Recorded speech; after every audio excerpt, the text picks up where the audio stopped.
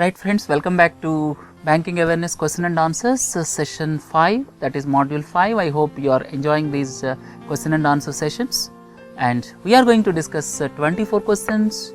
Not only giving answer, I am trying to explain some additional features and additional information in this question and answer sessions, right. Look into the first question. In which city the Bank for International Settlements is situated? Bank for International Settlements, BIS, is situated in Basel in Switzerland. All of you are probably well aware about it. It has got two representative offices also. One office is in Hong Kong and the other one is in Mexico City.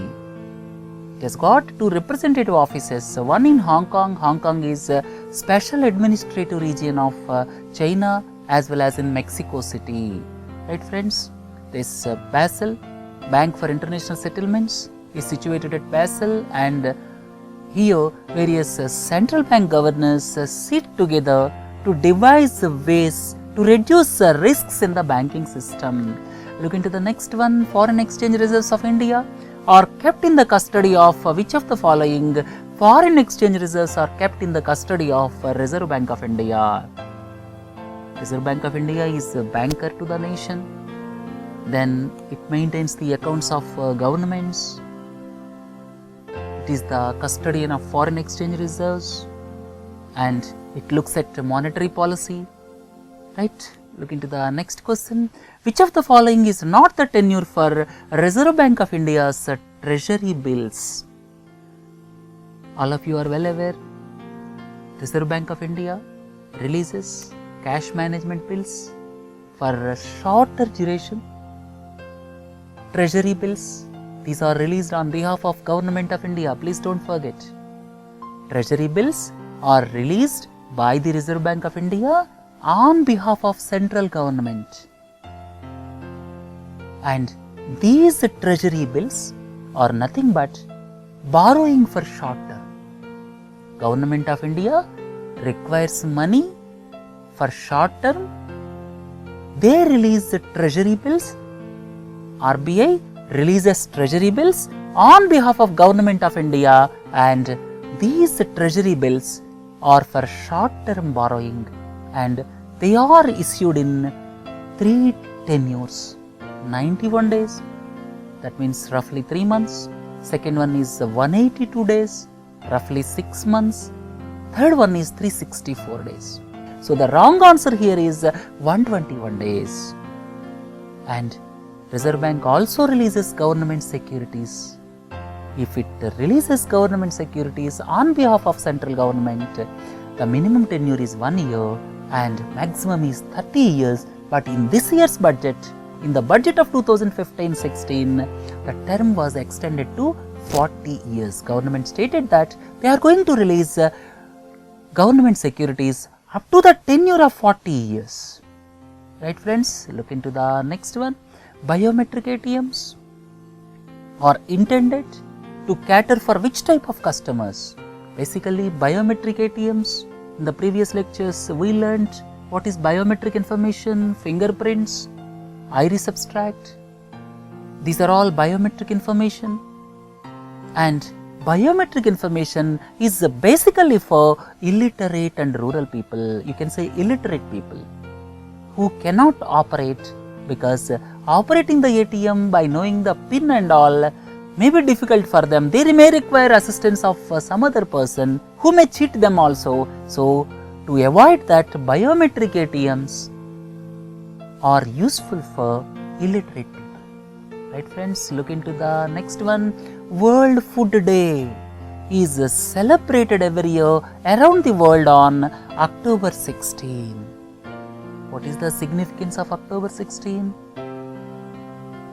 October 16 is the day Food and Agriculture Organization was established in Quebec City in Canada. In Quebec City, Canada, on October 16th, Food and Agriculture Organization was established. It is the organ of United Nations. At present, the headquarters of Food and Agriculture Organization is Rome in Italy. Please don't forget.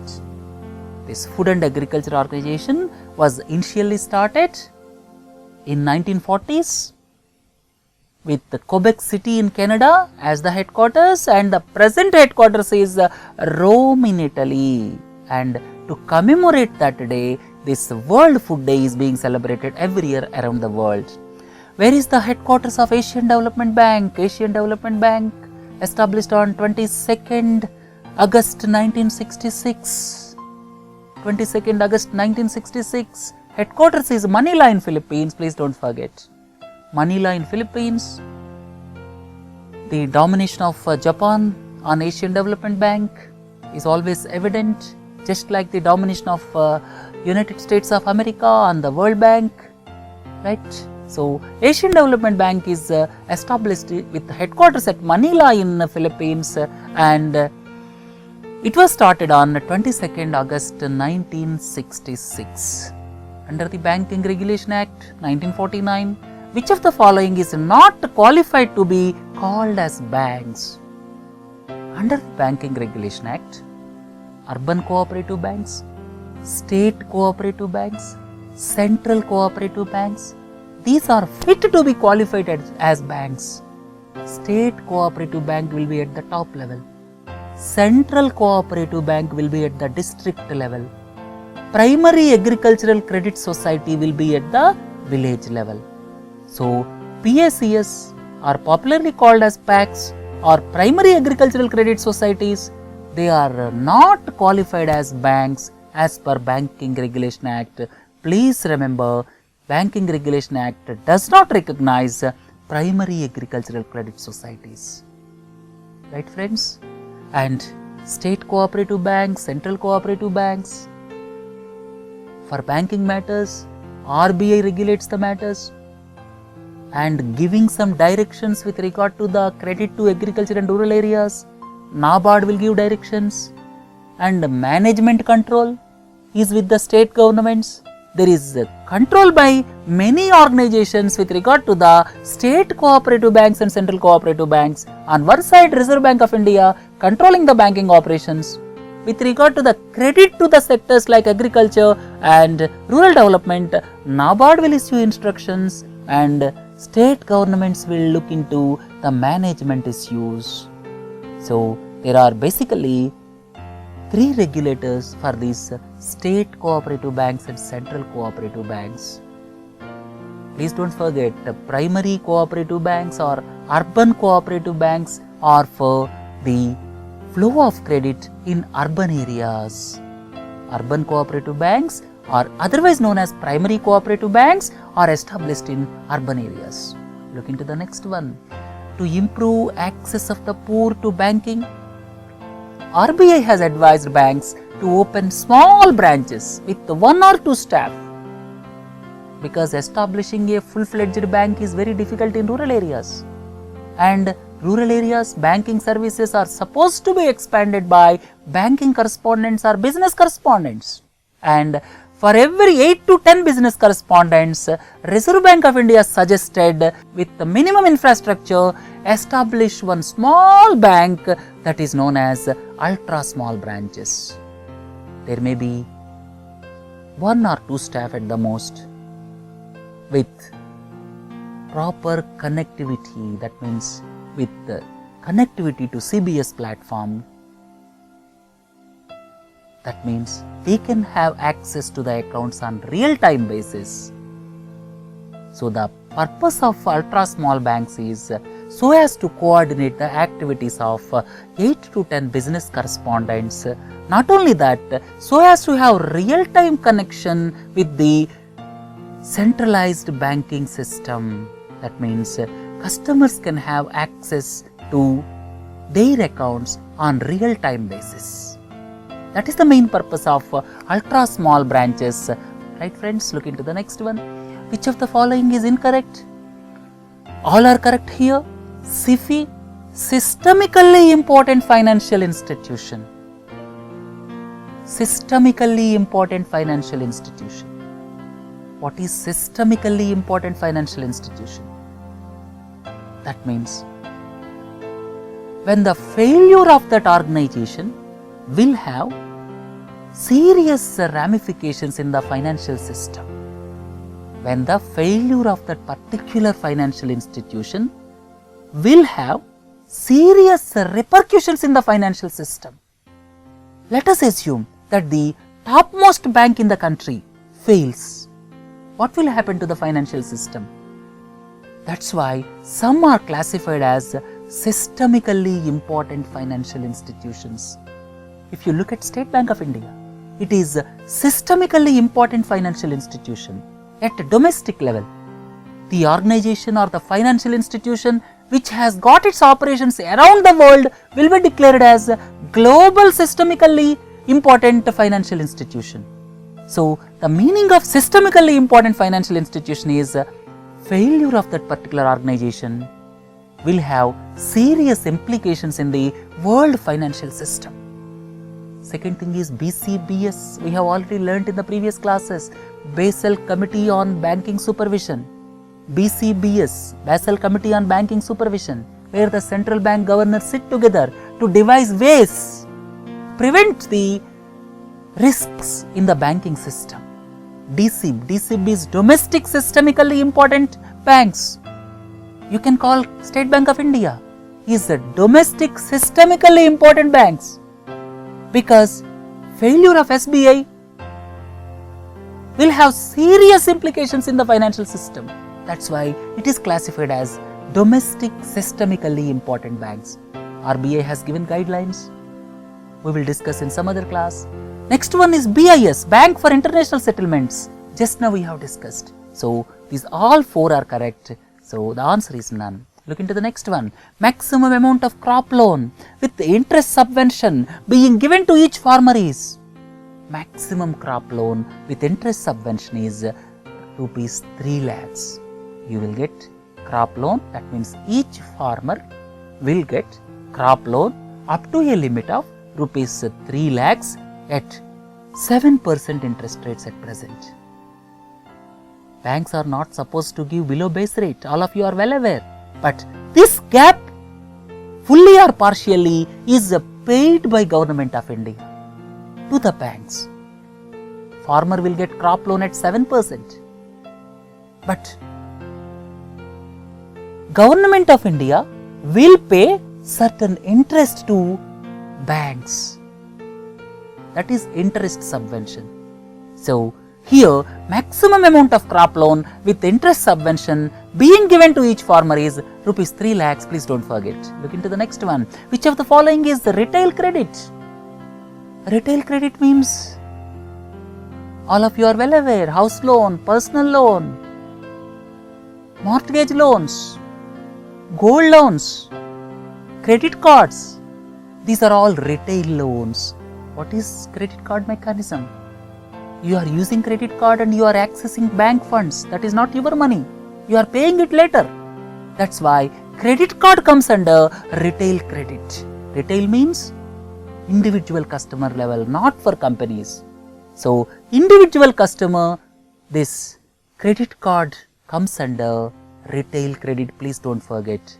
Credit card means you are accessing bank's funds. It is classified as retail credit. Please don't forget.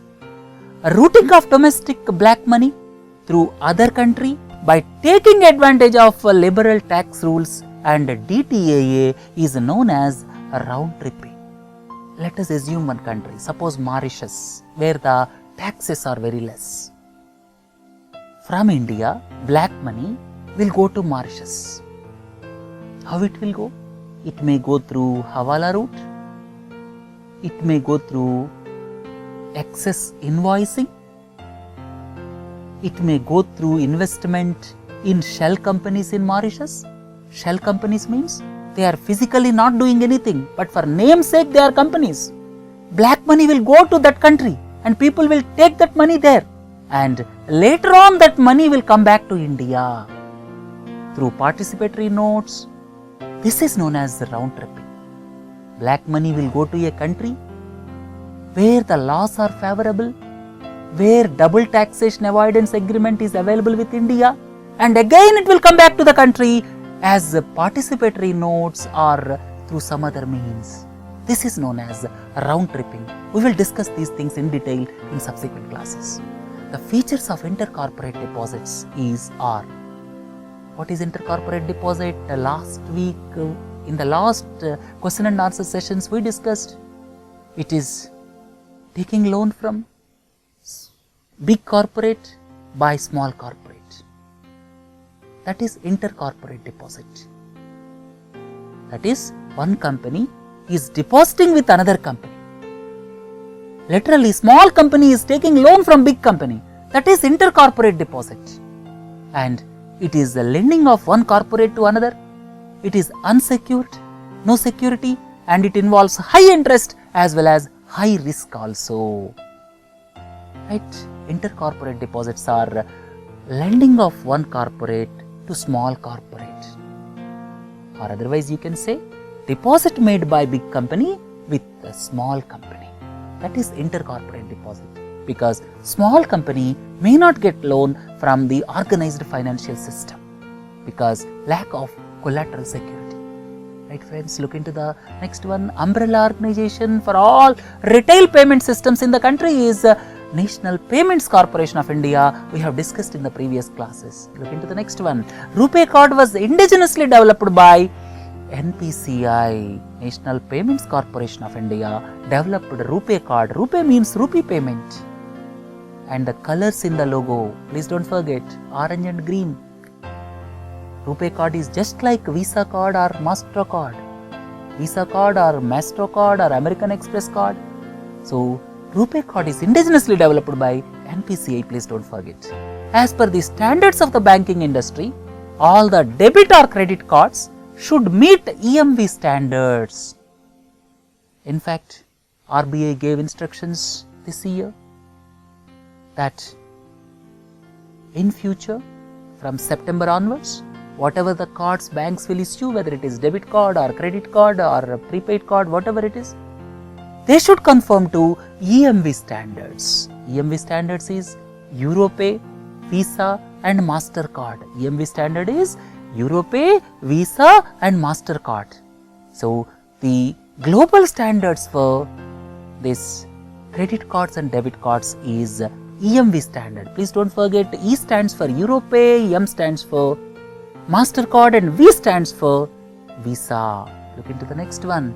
Normally, two parties are involved in promissory note. The promissory note involves only two parties. The person, whoever is giving money, whoever is taking, creditor and debtor. There are only two parties in promissory note. Right? There are only two parties in promissory note, whereas the three parties in bill of exchange as well as check. Right friends, look into the next one. Payee will be the drawer in case of self-check. If I am giving check to my friend X, I am the drawer, my bank will be drawee and my friend will be payee. If I am giving check to my friend X, I am drawer, my bank will be drawee and my friend will be payee. But I am withdrawing money by self-check. I am withdrawing money by self-check. I am the drawer, bank is the drawee and I am payee also. So, I am drawer as well as payee. So, payee will be the drawer in case of self-check, please don't forget. A bank's fixed deposit is also referred to as term deposit. We have learned several times. Fixed deposit and term deposits are one and the same. The World Health Organization is a specialized agency of United Nations. World Health Organization was established in the year 1948 as the Organization of United Nations, and its headquarters is in Geneva in Switzerland. Please don't forget, WHO headquarters Geneva in Switzerland. National Housing Bank was established based on National Housing Bank Act 1987 and started functioning from 9th July 1988.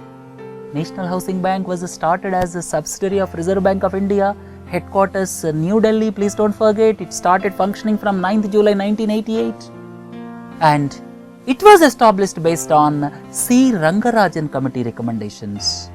It was established based on C. Rangarajan Committee recommendations, please don't forget. Look into the next one. Main functions of National Housing Bank. The first and the foremost is regulation of housing finance companies. Other than banks, regulation of housing finance companies. There are several housing finance companies. Second thing is refinance to different primary lenders. Refinance. What is refinance? NHB will give to housing finance company. Subsequently, housing finance company will give to customers. Instead of giving directly to customers, if some organization gives a low cost finance to some financial organization, that is known as a refinance. Third one is promotion and development of housing finance companies. These three are the features of National Housing Bank. Please don't forget it is headquartered in New Delhi. For collecting public deposits, housing finance companies should obtain prior approval from National Housing Bank, because for all the housing finance companies, NHB is the regulator. Please don't forget. Last question of this question and answer session. Repo was introduced in December 92 and reverse repo was introduced in November 96. Please don't forget. Repo is for day-to-day liquidity, banks borrowing from RBI, and reverse repo is parking excess money by banks with RBI. So repo was started in December 92 and reverse repo in November 96. Please don't forget. Friends, let us wind up this question and answer session. Please do join for 6th session. Have a nice day. Thank you.